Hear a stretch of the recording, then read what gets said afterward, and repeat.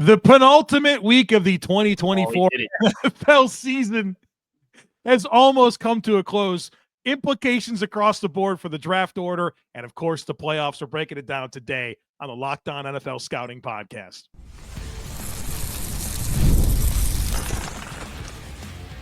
You are Locked On NFL Scouting with the Draft Dudes, your daily podcast for NFL and college football scouting.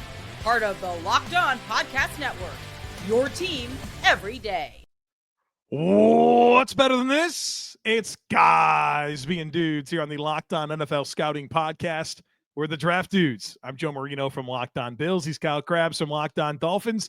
And we are your NFL experts here with you daily to talk team building across the league on the Locked On NFL Scouting Podcast with the Draft Dudes, part of the Locked On Podcast Network, your team every day. Want to issue a big thank you, shout out, and welcome to our everydayers. Those of you who never miss a single episode, we appreciate y'all being here very, very much.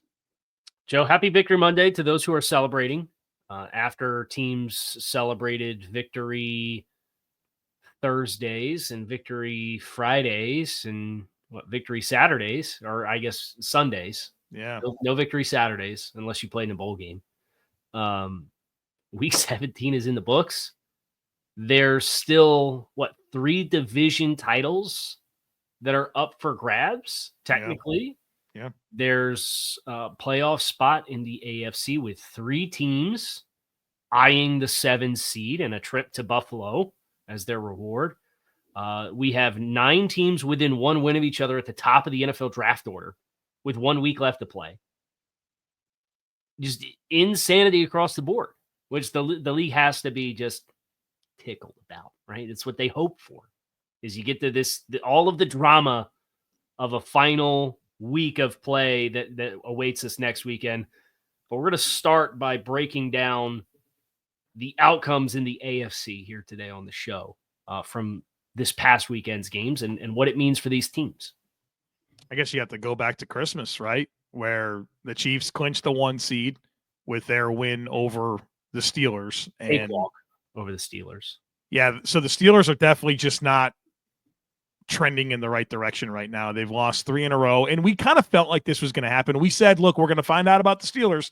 It's at Philly, it's at Baltimore, and then against Kansas City. And we found out.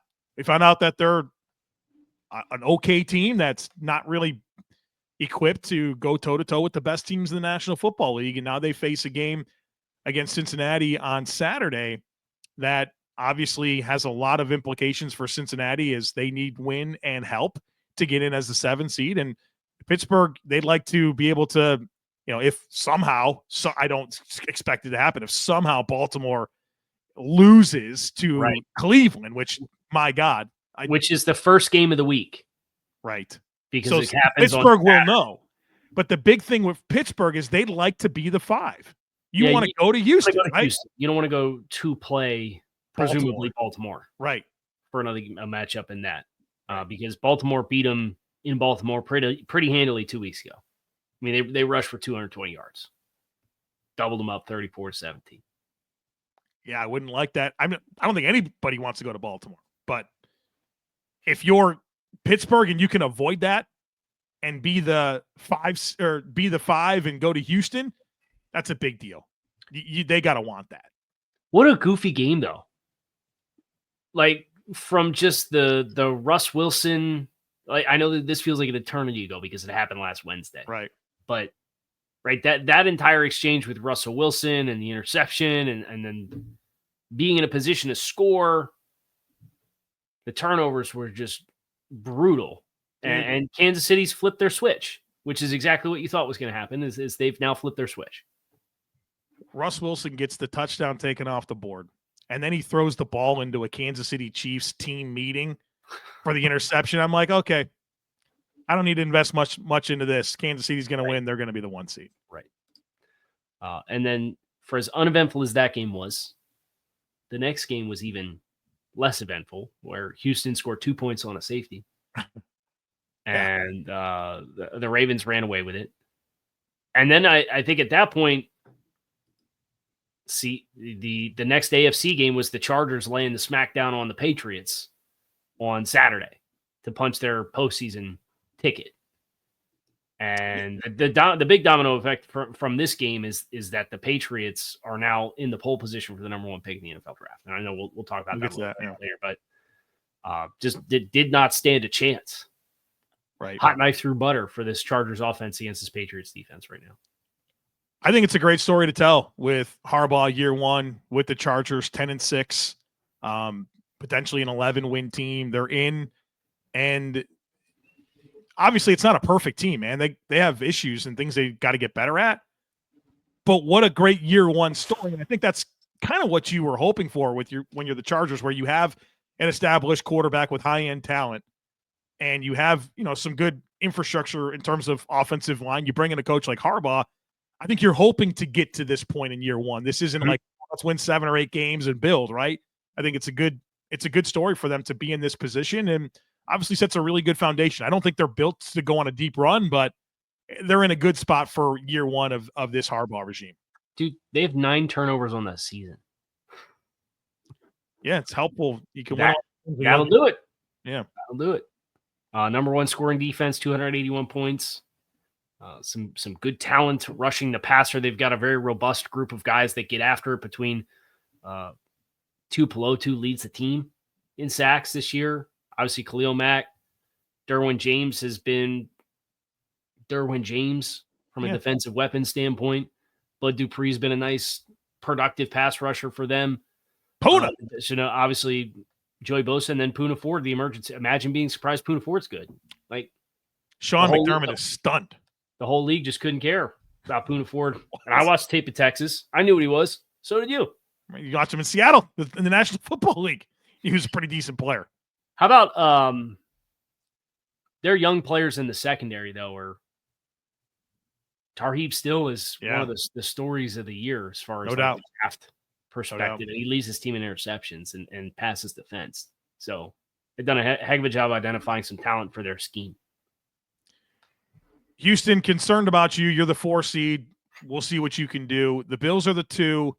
But the wild card thing kind of going into this week is where everything's interesting. And I know that you are well versed on this situation. So it's pretty black and white as far as if Denver wins, they're in, and they're playing at home against the Chiefs, who have already clinched the 1 seed. And it's been already announced that they plan to sit some of their key starters.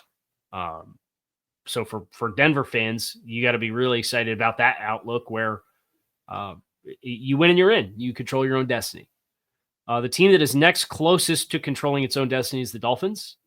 If the Dolphins beat the Jets and the Broncos lose to the Chiefs, the Dolphins will be the 7th seed. And that's why those 2 teams are both playing at the same time block on Sunday at 4:00. The Bengals win. They need help from both Cincinnati or both Denver and Miami losing their games.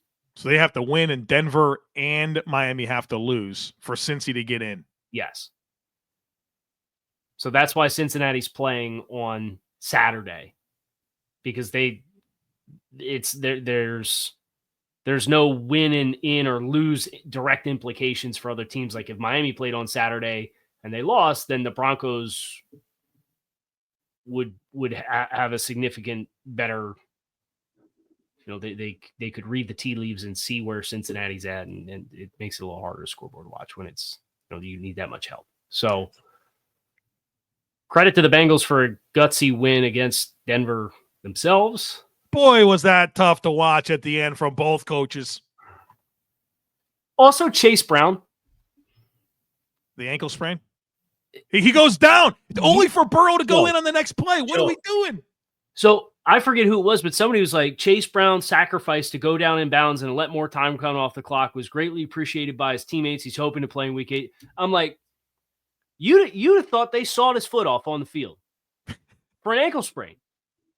I watched Zach Frazier crawl off the field with a broken leg, right, to let the clock keep running for West Virginia last year in college. And all I'm saying is I'm watching his teammates try to help him up. And I know he's hurt. I'm like, just hop off the field. Just hop off the field. Somebody pick him up and carry him off the field. They didn't, right. And they did. And then he goes down. And it's like, okay, now your sacrifice of what you got hurt on and not scoring is for nothing. and it allowed Denver to go down and tie the game. Right. Everything about the end of that game was nuts. And Yes. Respectfully to Denver, they were in that game on a prayer, right? Like the touchdown pass was insane to Franklin, or Mims, excuse me. Yeah, the fourth down touchdown pass. Yeah. And then situationally, their credit to their defense, right? Their defense made huge plays in huge moments. That game very easily could have got out of hand for Cincinnati to win it. And for Sean Payton to feel like, oh, well, we can not go for 2 here to close this thing out and give Burrow more chances and then play for a tie in overtime. Dude, I was really surprised by both Sean Payton and Zach Taylor in that game. As a Super Bowl winning coach and then a guy that's been to a Super Bowl, you kind of expect them to be able to handle those situations better. Everybody wants every team that scores in the final 2 minutes to go for 2 to win the game. And I rarely agree with it because the one last night, which we'll talk about with Washington and Atlanta, there's 1 minute and 19 seconds left and Washington had a timeout. That's so much time that they're still in a position where they can get in position to kick a field goal anyway. The one with Cincinnati and Denver where there was 8 seconds left, that's one of the few opportunities where it's yeah, we can end it right now if we go for 2 and we get 2. In Cincinnati, when you were in the game on a prayer, what are you doing? What are you doing? So, okay, that's the AFC. We'll talk NFC on the other side of it, folks. Be sure to stick with us. Did Rocket Money help you find any subscriptions you forgot about or that you were paying for twice? It's definitely happened to me. I've had a few subscriptions that I didn't even realize I was still paying for, and Rocket Money made it so easy to track them all down. It's like having a personal assistant for your finances. Rocket Money is a personal finance app that helps you find and cancel your unwanted subscriptions, monitors your spending, and helps lower your bills so you can grow your savings. It brings everything together in one place, whether it's subscriptions, your spending habits, or even the goals you want to hit this year. Rocket Money has over 5 million users and has saved a total of $500 million in canceled subscriptions, saving members up to $740 a year when using all of the app's premium features. Of course, there's a subscription tracker that's helpful. There's a goals feature that you can automatically use to set aside money for your future. There's no more stressing about that and budgeting every single month. So cancel your unwanted subscriptions and reach your financial goals faster with Rocket Money. Go to rocketmoney.com/lockedon today. That's rocketmoney.com/lockedon, rocketmoney.com/lockedon. So Joe, you are aware of one of the candidates the New York Jets are interviewing for their head coaching vacancy. I'm aware of a second one as well. I was just going to ask if you Oh, boy, it gets better and better every day. Every hour, it feels like. Rex Ryan and Ron Rivera. Hire them both. Currently leading. Co-head coaches, please. Now, to be fair, you can't interview current coaches until the regular season ends. So I have a feeling the names highest up on their list are currently unavailable to be. I have a feeling they're not going to be so interested in signing up to go to New York, be the head coach of the Jets. These are the all right. This is an NFC segment. I've already derailed us long enough. Let's get back on track here with, I guess, the game last night and then the game in the 4 o'clock block with the Packers and Vikings. Those are the two, for me, central figures of this landscape that unfolded in Week 17 for the NFC. How do you not start talking about the Minnesota Vikings? They're 14-2. Mm-hmm. Sam Darnold's balling. Mm-hmm. They've won 1 million games in a row. I mean, they're real, right? They're real. Yeah, it's a real football team. I'm just really impressed, man. Darnold is legitimate. The defense is legitimate. Kevin O'Connell's legitimate. Yeah. And that's the biggest thing. I think this is one of the best. I think if Kevin O'Connell's not your coach of the year, and there's been great work done by a number of coaches this year that you got a lot of respect for. Harbaugh having the Chargers at 10-6 with a game left to play, right? You think about Dan Campbell and the Lions potentially having a chance to maybe be 15-2 when it's all said and done. But Kevin O'Connell is the Vikings had a chance to be 15-2 as well. And they lost their perceived starting quarterback before the season started. For a quarterback that's been glossed over by How many teams now? Everybody.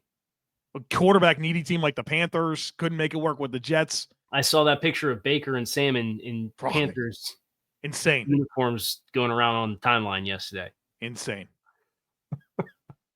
Something we really lived through. And here we are.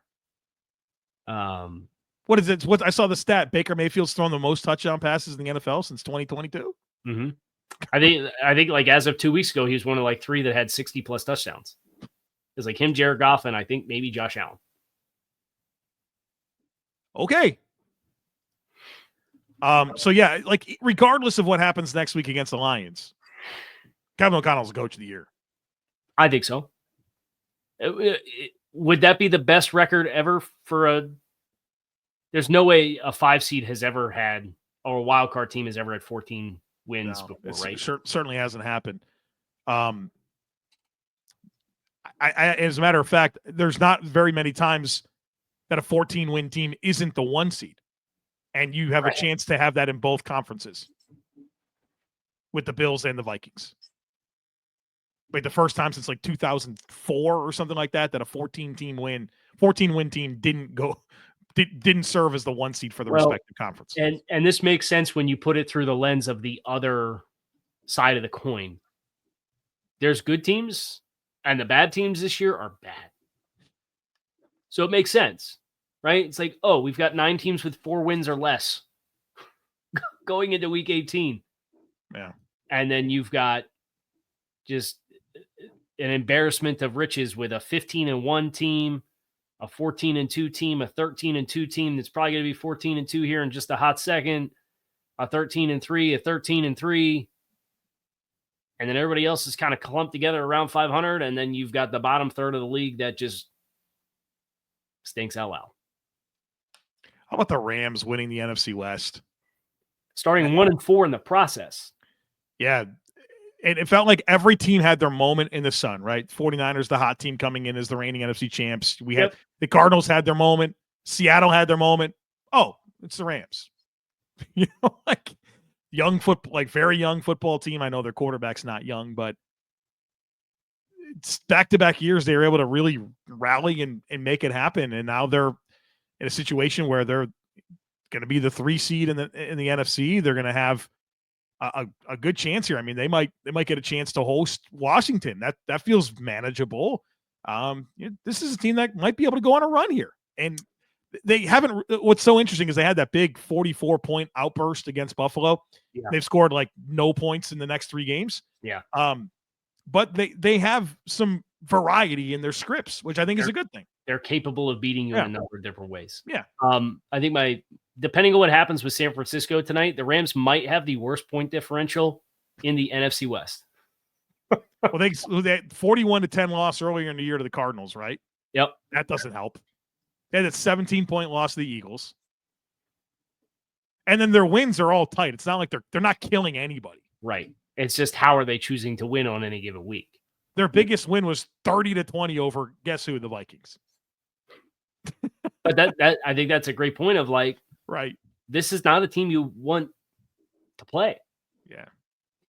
So right now it's trending as Tampa took control of their own destiny again with their win over the Panthers, and they just the Mike Evans 1,000-yard thing's going to happen. Yeah. Baker's throwing touchdowns all over the place. The Bucks might score 500 points this season. They're at 475 with a game left to play. But they're probably going to be the 4. Yeah, I think so. And play the loser of Detroit, Minnesota. You don't want to be the 4. That's not a good spot to be. Yeah, at least you get to host the game, but it's about the only good thing about that matchup that's waiting for us to the other side of it. Whereas as the Rams, they're probably going to host either the Packers or Commanders. Yeah. I might pick the Rams at home to win either one of those matchups. Yeah. Packers, they figure out things late in the game, but boy, they make it hard on themselves, don't they? Mm-hmm. Yeah. Every time. You wanted to get into this Washington-Atlanta situation? Yeah. There's a lot riding on that game. I mean, Falcons lost control of their own destiny. And they play Carolina. Yeah, they'll This they'll week? win. The worry is the Bucs are playing the Saints. Right. Right. Like, You I could have think- just won both games and won the division, right? Right. Yeah. Well, oops. And they're right there. There was some weird clock management on Atlanta's behalf on this game too, where Washington is forced to punt. They get the ball tied with 1:19 left. They don't gain a yard. They go 3 and out. And there's 40 seconds left for Washington or for Atlanta, and they get the completion up near midfield with like 35 seconds left, and they don't run another play until what was it, the like 18 seconds, and they had 2 timeouts. And then they missed the field goal. So I'm sitting here and I'm thinking about the clock management for a couple of games this weekend between Denver, Cincinnati, and then this one last night. I'm like, you have 2. It's not even like you have 1 and you have to choose when to use it because you're worried about getting the field goal team out there.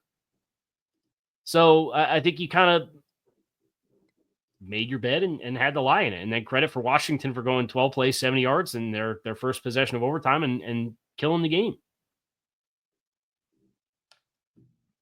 All right. Obviously, we got to settle who wins the North, and that's it, right? That's it for the NFC side of things. And obviously, yeah, that's it. Oh, and the South, right? We Yeah. can't assume that Tampa's going to win, but they probably will. Right. All right. Draft order.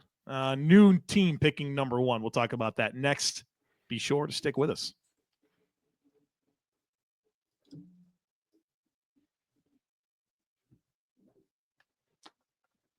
So you have 4 teams that are 3-13. Yep. And then you have another 5 teams that are 4-12. None of these teams play each other in week 18. So there's a realistic chance all of them lose their games. Or that we have a 9-way tie at 4-12. How pissed would you be to go 4-13 and pick 9? It's possible. It's probably gonna happen. Yeah. At least pick 7. Like if you were to pick teams on upsets, the Raiders are hot at the wrong time of year. Right. What are we doing here? We were the number 1 pick of the draft 2 weeks ago. Yeah, they would have, if they if they lost the last 2 games, they would be the number 1 pick and have a game buffer. Yeah. Going into week 8. Shout out Brock Bowers, breaking the receptions record for rookie. That's right. That's right. How about shout out Drew Lock?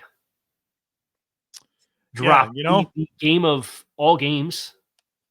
Did you see what he averaged EPA per play? I'm sure it's insanely high. It was over a point EPA per play. And then Jermaine Illuminor went on Twitter after the game. Did you see this? I don't think so. And he dedicated the win to the fans. Did he really? He's like, this is for all the Giants fans. It's been a tough year. Wow, that's got to be so empty. It's like, no, actually, we would prefer you didn't win the game. All the replies were really bad. Boy, that's tough. Like, he's like trying to enjoy the moment and be like, like, it's been a rough year, but like, we're really proud of the way we played it. All the Giants fans are like, you blew it. We can't believe it. You get to be the number 1. You have the number 1 pick. Yeah. Now you're picking 4. Not great. Behind 2 teams that could feasibly take quarterbacks as well. Tennessee, Cleveland, yeah.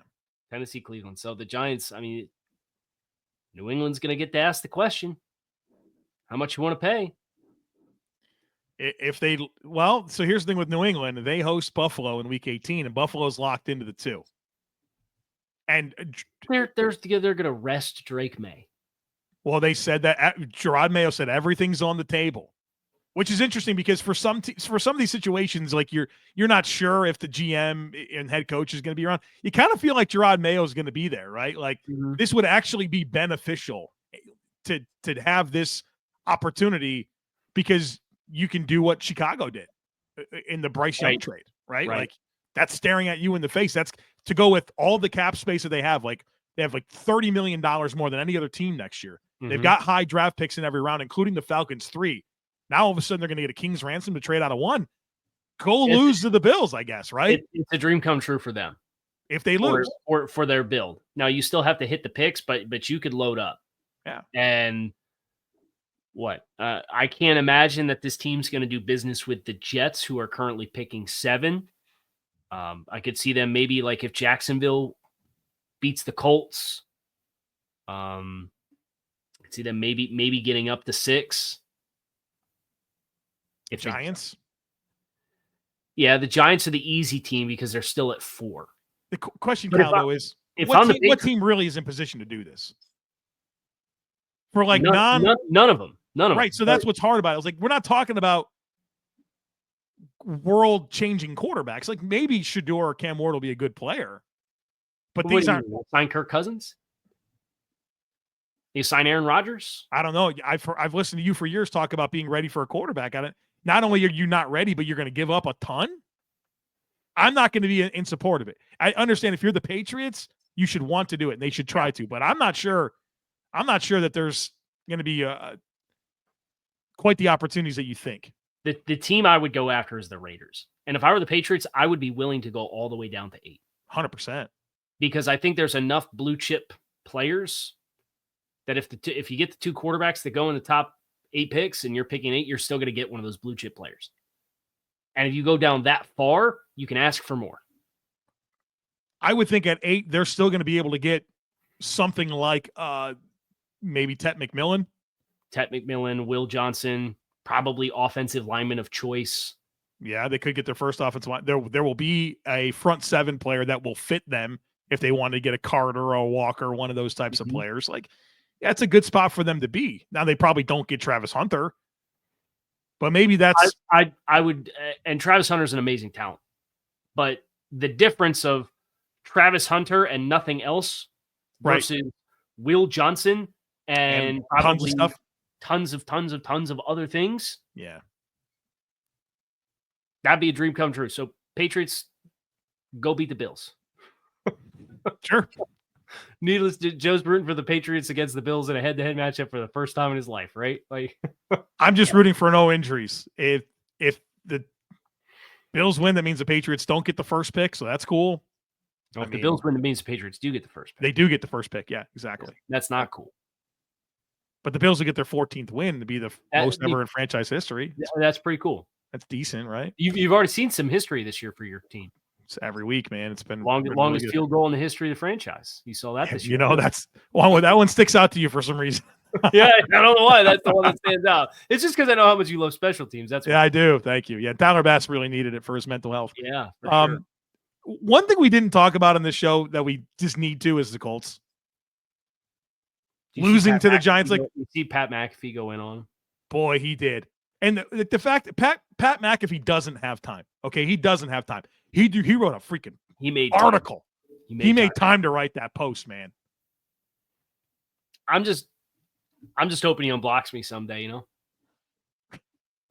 Still blocked, but the new Twitter rules mean I can read all his posts now, so I saw it. Oh, okay. Yeah, it was a big deal for me. I was like, oh, I could read this thing from Pat McAfee. That's nice. I haven't read a Pat McAfee post on Twitter in probably 7 years. Because I don't like 14-point underdog college kickers kicking 52-yard field goals on 4th and 1. But that's neither here nor there. You're ahead of your time, Kyle. I was ahead of my time. You really were. People would appreciate that today. 10 years ago, it wasn't that good. Yeah. What a hideous loss. I mean, we joked about the Drew Lock side of things, but they act like they'd never seen Malik Neighbors. Like, they had no idea what he was on tape. No idea who he was. No idea you probably needed to cover him. You should have been able to dominate that game in the trenches.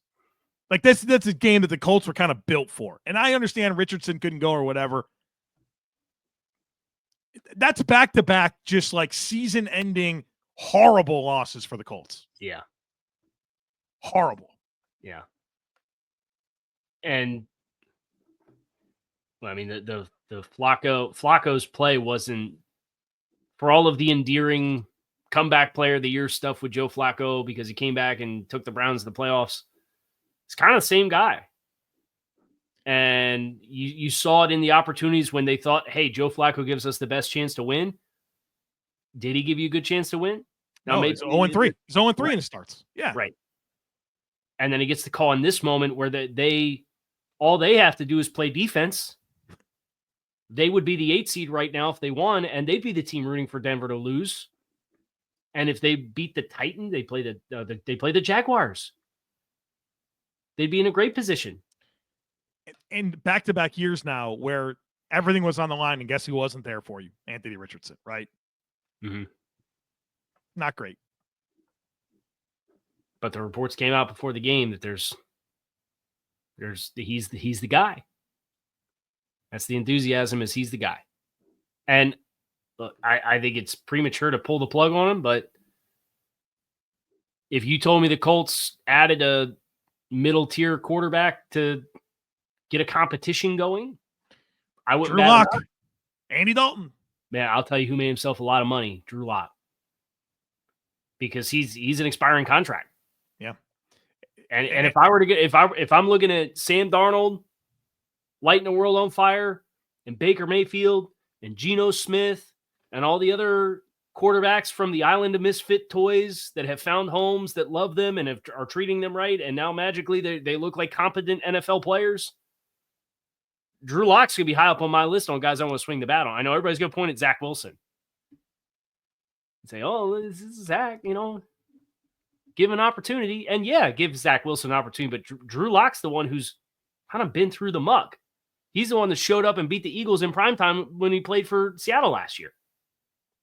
And then he's playing with the ultimate island of misfit toys and Brian Daboll, and they go out and they hang almost a 50-burger on the Colts. It's kind of fun to see those reclamation stories. I love it. Yeah, it's good. I love it. I don't know if it's going to happen for Trey Lance or Mac Jones or anything like that, but there's been a nice. But the thing is, it doesn't even have to happen next year. Right. Sam Darnold and Baker Mayfield and Geno Smith to an extent, like multiple situations, But that's part of it, right? That's the maturation of the quarterback. As you go to different places, you learn different languages, you mastered the concepts and are familiar with all the different lingos that are used to describe it and all the different ways to read it out. And then magically, these guys that had talent, when they're afforded the opportunity and time, it's no different than Jared Goff. The only difference is Jared Goff didn't get cut a bunch of times and ping pong around the league because he had a great coach with a great system that stabilized him and worked with him as he matured. And then they felt they hit a glass ceiling and they traded him somewhere else, and his maturations continued. It's cool to see this happen. The league needed it, right? The league needed this. The league needed it after the tough watching this at the beginning of the year, brother. Quarterbacks.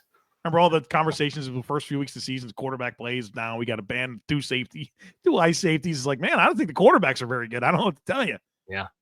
Kind of figured some of that out.